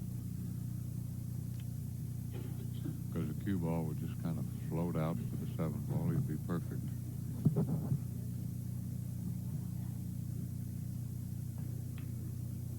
And he has indeed selected the rail first, but he may have gone too high. He doesn't have a prayer making this ball. Not a prayer. Well, he went way too high. I thought he was going to draw the ball. He would have been better off trying to play the straight-in shot on the 6 and draw the ball to the side cushion and back. That's what I was talking about, over to the side rail and back. Well, he's kind of waggling his stick, thinking about this with sorrow. Certainly Mike Sigel capable of winning from here. I'd definitely call for Joe Kerr to take a look at this shot. Well, Oh, if the 9 moves, it's 9 moves, it's a bad hit. Well, that's 2 balls inadvertently hung up in that lower right-hand corner pocket. Well, I didn't think that the rail first shot was available. Well, obviously, I was wrong. I mean, he played himself totally out of line for the rail first shot, and still had a chance to pocket it. Sure, if he gets 5 or 6 inches up the side rail there, he's perfect.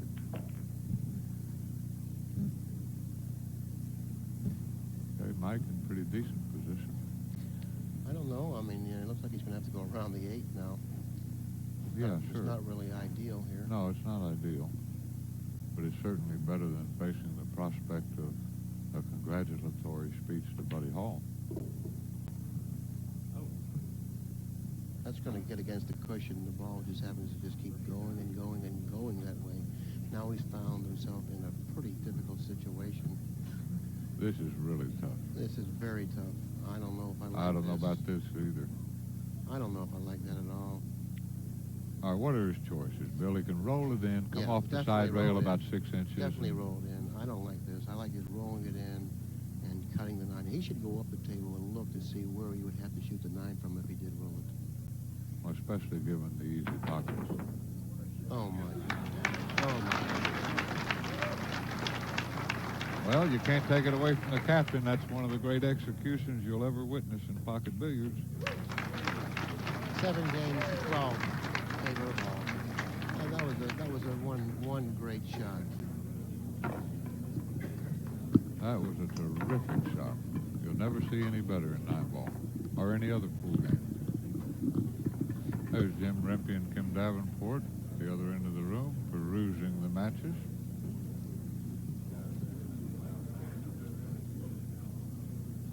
Had an irate spectator, or perhaps an excited spectator, told to settle down by the tournament director. Where's Joker? Which guy? Put him on the monitor.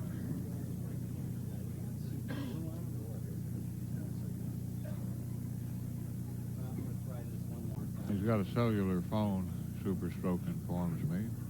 Anytime I drive down the road and I see a guy on the telephone, it petrifies me. Anybody that thinks they're so important they got to have a phone in their car frightens me.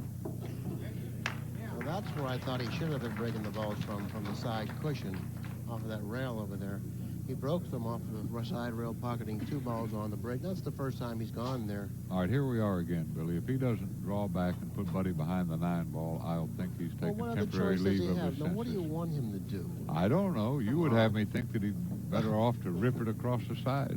I mean, see, you're trying to take the stance there, and you really have no chance at winning this argument. Well, I could never win an argument who with in you. their right mind would try to go for an offensive shot here? There isn't any. How could I win an argument with a guy who's renowned for being able to start an argument in an empty school bus? Yeah. Well, just because you color it like you do doesn't necessarily mean you're right. Now, For a small wager, I'll take the poll of the top players to find out who, in fact, agrees with who. Would you like that? Would you like that? I don't Okay. mind that. We'll What do that. difference does it make what an insignificant, broken-down pool hustler like myself thinks anyway? Because you're misleading our viewers here. I mean, this is a total reversal of the way they should be believed. Is there something wrong with my occasionally misleading the viewers? Unlike you, they might be susceptible to a slight wager on occasion. No, I'm just kidding. I try to tell the truth all the time. I tell things exactly how I see them. Now, for Buddy Hall, it's become a little bit more than a minor irritation. He knows this match is definitely within reach for Mike Sigel. He wants to put this match away. Obviously. Mike's going to have to try to draw the ball short out of the lower left-hand corner. If he happens to brush the 9, I don't think it'll hurt the shot that much. Not provided he brushes it. The scratch is possible, too. If he brushes the 9, he shouldn't scratch. But if he hits the 9 fully, then I would feel that there's a good possibility of him scratching. That reminds me of that term from so many years ago where you didn't beat a guy, you waffled him. You remember that? All right, this is low right English, Billy's favorite.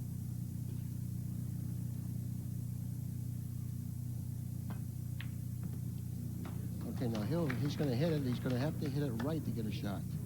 And he did. Well, he hit that shot about as easily as was possible and still get some draw on the cue ball. So he made a great shot.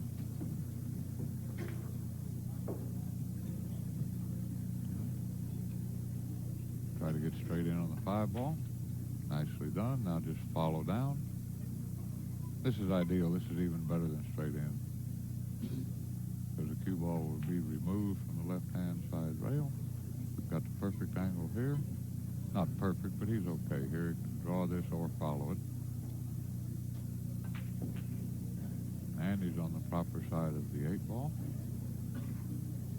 And I'll tell you what, Billy, 12 games to 8, not quite as frightening. All he needs now is 5 more wins, and he'll win this match. Well, how many times do you see a great player like Mike Sigel make the necessary adjustments and come back and win? Well, he waited a long time before he went to the other rail to start breaking the balls. I don't know if he's going to get the same success he got the last time he broke the balls, but I'm certainly sure of one thing, that he'll go back to that position to break them. Well, of a certainty, this knowledgeable pocket billiard crowd abuzz with the prospect of things to come as the match closens even more. Okay, keep in mind the last set when Mike Sigel played Jim Rimpey, he was able to string 4 consecutive racks, and he needs 5. He shot a 9.26 on the total performance average the last session he played against Jim Rimpey. He needs exactly that type of play and that production off the break to make his comeback here against Buddy Hall. There goes the corner ball. And he's going to end up with a shot. He's going to have a shot. He's going to end up with a shot. The 2 ball is... Let's take a look at the 3. Okay. Well, this rack looks like it's almost a gimme here. You know, if he's able to run the balls on the table, he'll close even closer to Buddy Hall's lead and only be within 3 games of the lead in 12 games. This is a Cosmo here. The 2 balls by the right-hand side pocket, 4 ball in the middle of the table, and nothing else problematic. This is a Cosmo. The reason it's called a Cosmo, Tom Cosmo, who used to run hundreds on the 5x10, had a run out where he shot 9 hangers and ended up with the cue ball on the head of a $1 bill, and it's called a Cosmo, an easy run out. He also said, I applied for a job radio station. They told me I was too short. I see that. Oh, I'd love to see your act in the private sector. He's in good shape here. He'll go around the 9 or just come over 1 rail. Of the 2 choices, I like going around the 9 here. Well, I don't know why he can't stay in front of the 9. Can he stay in front of the 9? Well, if he does that, funny things can happen. If he goes around the 9, he's got to have a good angle on the 6. Uh-oh. Well, he's got a good angle on the 6 now. He went into the 9. Well, he didn't mean to do that, you may rest Well, that's assured. right. That's why I thought that perhaps he may have tried to stay in front of the 9. There's a lot of, if he hit the 9 there, it could have been in deep trouble. Well, that wasn't the case. He did go into the 9, but he came out of it smelling like a rose. Well, in all fairness, Bill, Mike's entitled to a couple of good rolls as far as running into balls go. Okay, after 21 games now, we have a little closer match. This match has started to pick up a heartbeat here, with the score being 12 games for Hall, and now Sigel has 9. Let's talk about big comebacks. The best comeback I ever saw was Ray Martin's comeback against Steve Mizrak. He was behind 10-2 and ended up winning that match 11-10. The next best was David Howard coming back in the semifinals at Red's 9-ball tournament in Houston. He was behind 9-1 and came back and won the match. And Varner came back from 9-2 against Mike What about Siegel. Rempe against Varner out there on Reno? What was that score? Yeah. And Varner came back against a 9-2 deficit against Archer in Huntsville, I remember. Mike Siegel going down regaling the crowd with a little respectful chirping. Mike always a big advocate of the chirp. But as long as you don't say anything bad about your opponent, there's nothing wrong with it. I think it's great. This is one sport where the players get involved with the audience. I think it's wonderful. Well, he has to make sure that he gets a good hit on the 1 ball so he doesn't scratch in either of the side pockets here. Well, he's starting to think about the possibility of winning now. I don't think we'll see him miss-hit it. Well, he mishit the break. He did indeed. He did definitely mishit the break. He must. I think he does have a shot on the 2, but I don't know about shooting this shot. It's a tough shot. I guess he's going to have to go ahead and shoot. Well, he's got to shoot this. The problem is that the cue ball figures to go into the 9-ball. Well, that's okay if the cue ball goes into the 9-ball. There's nothing wrong with that. Matter of fact, I'd prefer if I was Mike Siegel to have the cue ball go into the 9-ball here. If he happens to miss the 9-ball, the cue ball will then go at the other end of the table, and he'll be faced with another tough shot. Well, if he plays it, that's the way he'll play it. This is 0 English, straight high ball, cue ball 1 rail into the 9, and let nature take its course. Yeah, that's exactly what you have to do. Sometimes you have to rely on something good happening for yourself. That's true. And to pocket this ball, this is an awful difficult shot. He's asking a lot just to pocket the ball. I don't think he should try to put English on it or anything like that.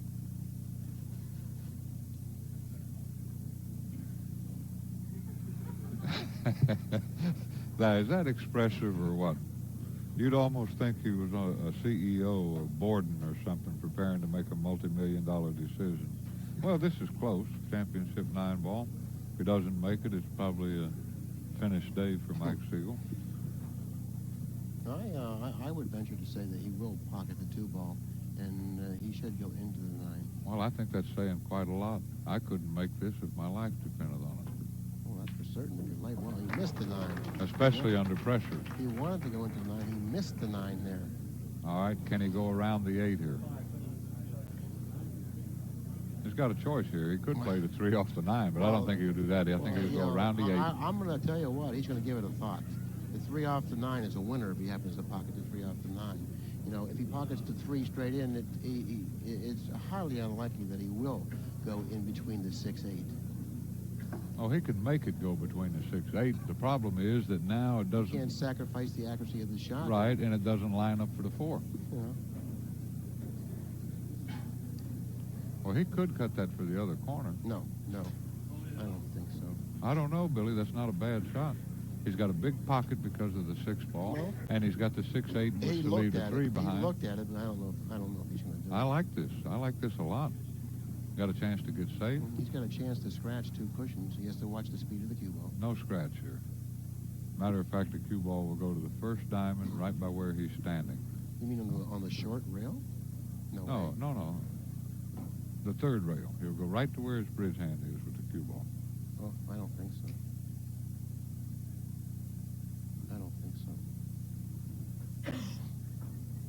Mike's waiting for the waitress to pass, and she, blissfully unaware of her surroundings, does so. What did he say? It is worse when they stop. That's true. We comment to Buddy Hall, it's worse when a spectator walks in front of your shot and then stops. All right, Joe Kerr asking for silence. And to be truthful, I think you could hear a pin drop. Now, when I tell you the first diamond, don't argue with me. I was waiting for the time when you were right this match. I knew you'd let me know about it. You know, Mike showed the great mind that he has for pocket billiards with that. Shooting it to that pocket, to be honest about it, didn't readily occur to you and me, yet it was obviously the correct shot. Well, you know, when you're down there at the table, your mind seems to be working a lot better. Well, some of us, you in the heat of battle, seem to lose some of your intellect. You're probably right, because if I was to maintain all my faculties, especially when I played you, I might have blitzed you a few times, let alone just beat you easily. All right, he's going to come out one rail here, I believe. Oh, two rails, either way, acceptable. Well, I'll tell you what, I don't know that I've ever been so excited in my life. How do you get better pool than what we're presently witnessing? Yeah, this has been a very exciting match, at least the last 3 or 4 games has, since he's been making this comeback.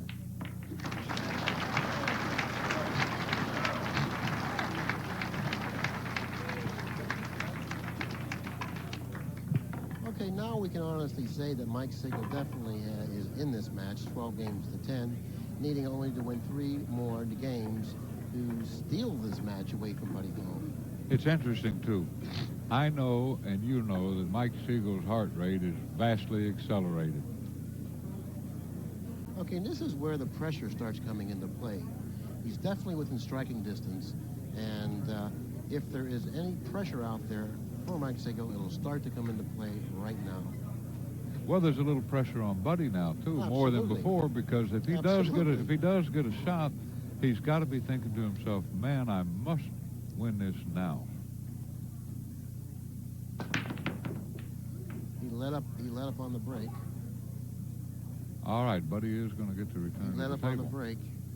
And Mike has a very tough push out here. He's got a very tough push out. If you notice, there's a lot of balls to the left of the foot spot, and that precludes him from pushing out anywhere over there. Well, therefore, he can only push to the other side of the table. And if he does that, I don't think he's going to like what Buddy's going to do to him. I don't think he can push out here, save the kick, where Buddy won't take it. Now, what about pushing over to his right a little bit, and he's looking at that, and taking the kicks out if Buddy tells him to shoot. That's not too bad, you know, but I don't think he can push out to where Buddy can see the one. He's got a very tough push. Well, I think that's his only reasonable choice. If he goes to the right, he could end up behind the 4 ball. If he goes to the left, there's nothing good can happen. And what options does he have? The other possibility, push out where it's possible maybe to make this ball between a 6 and deuce. No, he didn't do that. He's going to... He pushed for the kick. He pushed for the kick, and it's going to be quite interesting to see if Buddy either accepts the kick or passes this shot. He's not going to take this. I believe he's going to almost have to pass this shot back to Mike. But I think he said, what are you going to do to him? But he's got to let him have it. You know, the 1 ball figures to go in the vicinity of where the 4 ball is, near the right-hand cushion. Well, I might not play it like that. I might play to put the cue ball behind the 4. I don't like it going into the 4 ball. Put the cue ball behind the 4. Sure. Almost like you're playing to make the 1 up at the other end. Okay. Now he's looking at that. See, it's risky to go. See, if the 1 ball goes into the 4, the cue ball figures to go into the 9. And then he figures to sell out his shot. I kind of like your shot. Go ahead and try to pocket the ball at the other upper pocket. And also you have the chance of putting him behind the 4. I like trying to pocket it. I don't like going into the 4 with the 1 ball. Now there's a little trick to this, not very well known. If you measure from the far right-hand corner right through the 1 ball to the rail, that's where you hit with left English to make the ball. I shouldn't even divulge that secret. Look at that Look at that, Billy. If he doesn't catch the point, he's made a great shot. I don't know if he has or not because he hit it with a pretty firm speed. I don't believe that one ball would have stayed down table. I believe it came out to around the center of the table somewhere. Well, you might be right. So therefore, it wasn't as bad as it appeared at first. I think that he's left Buddy a very difficult shot on this combination. If Buddy's going to take it, you know, it's not without risk.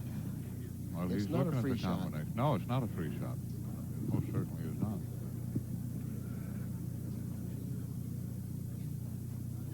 I think he's got to shoot the combination. There's no real good safety. If he could just roll forward and leave the cue on the 2-ball, there would be, but he's got to shoot this, I think. What about pulling the cue ball behind the 4, though? I don't know. Now, if he can do that. He's going to leave him a shot here. Maybe even scratch to make it worse. Well, he's left him a shot. Okay? It's not the easiest of racks, but if he's able to get position on the 2. Look at them talking together like great sports. I think that's wonderful. That's what the game has come to. There's 2 of the great champions out on the tour today, behaving like perfect gentlemen, each wanting to win, yet they want to do so courteously and properly because they outplayed the other competitor. Now, Mike's going to draw this back, I believe. Try to stay inside the 6-ball. Very nicely done. What a great pool shot that was. But he's still got problems here. He might even just bank this ball. He would love to bank this ball, just play position that way. I think he's overrun his mark so much that he can't stick around for position on the 3. He might have to bank this ball because I don't see any way to get on the 3. Well, unless he goes around the table. Well, he can't go around the table. The 9's in the way. I don't think so. I think he can still go around the table. He would like to bank the ball, but I still think he can go around the table. Well, how can he go around the table? Pass underneath the 9 or above the 9? Underneath the 9, go 2 cushions short up there, coming back out toward the 9. No, he can't do that. Why can't he? No, that's no good. He won't even consider that. He's looking at the bank. If he stays beneath the 9, there's a scratch possibility. He's looking at the bank here. I think he's got to bank it. Now he's looking at the round the table shot now. So he's looking at a round the table shot. Can't get it long enough. No assurance of not scratching. I think he can get it long enough with some spin. Yeah, but that's not good, Billy. Where the cue ball goes, I mean, it takes perfect speed to get an off angle on the 3. I think he's almost forced to bank the shots. I agree It's with a big pocket. I think he should hit it with the soft speed and bank it.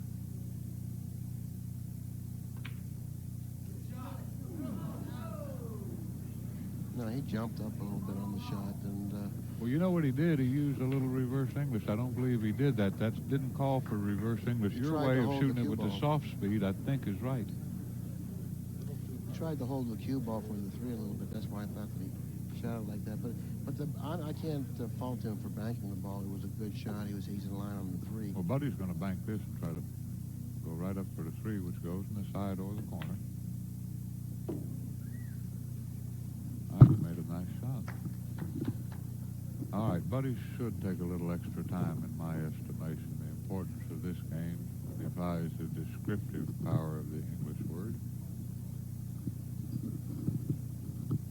Now, do you go above the 9? I think you have to here. Yeah. That being the case, you might as well go all the way to the rail. You have to go above the 9 here. He doesn't go above the 9. He must have been straight in. You know, he must have been straight in, not to go above the 9. He's shaking his head. All right, now, below the 6. I believe that has to be correct. Below the 6, above the 8. Like so. Looks like it's history now. Well, he says it's worked. And understandable, sometimes the last rack is almost like running 300 banks. He won't take any chance with this. The 8 restricts his bridging of the shot, so he'll hit this just a slow medium speed and just stop the cue ball. No reason to take a chance here.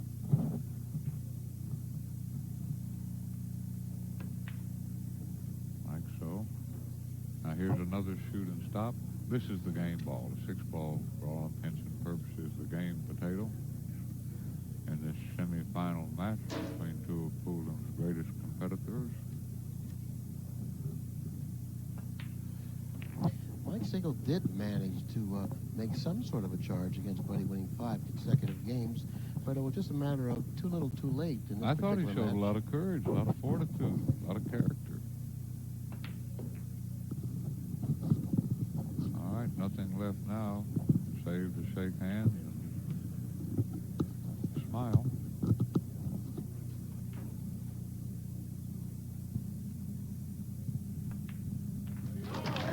Yeah, that's what it was, a case of too little, too late for Mike Sigel. He fell too far behind against Buddy Hall. One time trailing in the match, 11 games to 3. He did mount a comeback, but it wasn't, he fell a little bit short. Fell a little bit short. Now he's going to shoot the bank again. Now he shot it the way you suggested. All right, we've got one more match to determine.